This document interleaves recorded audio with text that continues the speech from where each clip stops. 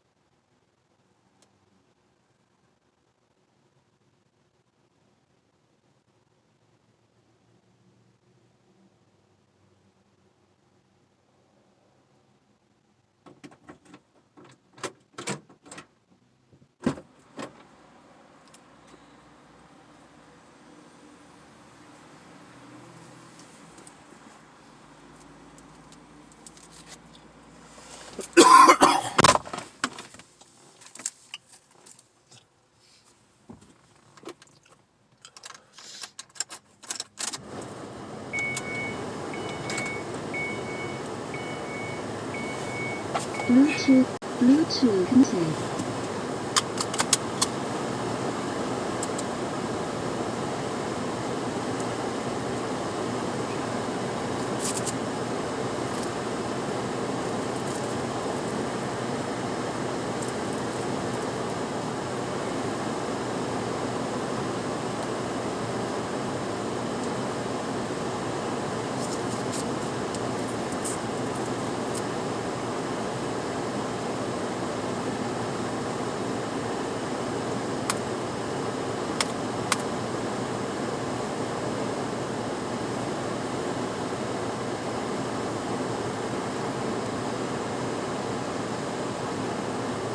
And earns every dollar we pay.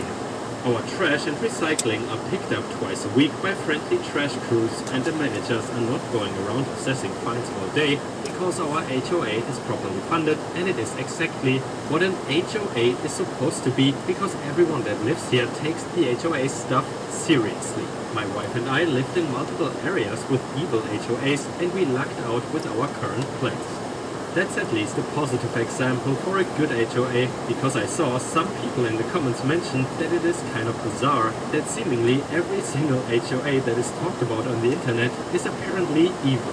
And by the way guys, one thing I'm also curious about, what internet speed do you have and how much do you have to pay?